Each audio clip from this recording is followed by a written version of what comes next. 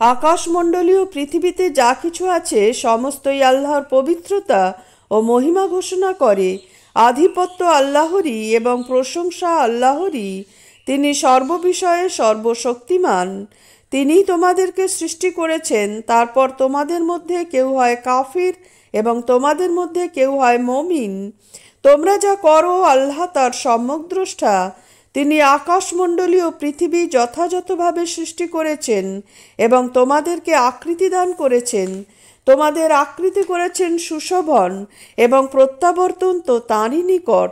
তিনি আকাশমণ্ডলীয় পৃথিবীতে যা কিছু আছে সমস্তই জানেন এবং তোমরা যা গোপন করো ও তোমরা যা প্রকাশ করো তাও তিনি জানেন। বস্তুত আল্লাহ অন্তর্যামী। তোমাদের নিকট কি পূর্ববর্তী কাফিরদের বৃত্তান্ত পৌঁছায়নি? ওরা ওদের কাজের মন্দ ফল আস্বাদন করেছিল এবং ওদের জন্য রয়েছে মর্মন্তুদ শাস্তি। এজন্য যে ওদের নিকট ওদের রাসূলগণ স্পষ্ট নিদর্শন সহ আসত, তখন ওরা বলতো, মানুষ কি আমাদেরকে পথের সন্ধান দেবে? তারপর ওরা কুফরি করলো ও মুখ ফিরিয়ে নিল। কিন্তু এতে আল্লাহর কিচ্ছু আসে যায় না। আল্লাহ অভাবমুক্ত, প্রশংসার্হ। কাফেরেরা ধারণা করে যে ওরা কখনো পুনরুত্থিত হবে না। বলো, নিশ্চয়ই হবে। আমার প্রতিপালকের শপথ, তোমরা অবশ্যই পুনরুত্থিত হবে। তারপর তোমরা যা তোমাদেরকে সে সম্বন্ধে অবশ্যই অবহিত করা হবে। এ আল্লাহর পক্ষে সহজ।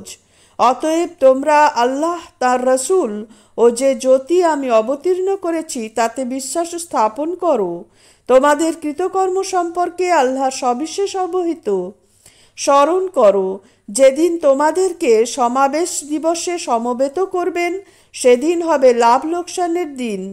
যে ব্যক্তি আল্লাহর প্রতি বিশ্বাস করে ও সৎ কাজ করে, তিনি তার পাপ মোচন করবেন এবং তাকে দাখিল করবেন জান্নাতে, যার পাদদেশে নদ নদী প্রবাহিত।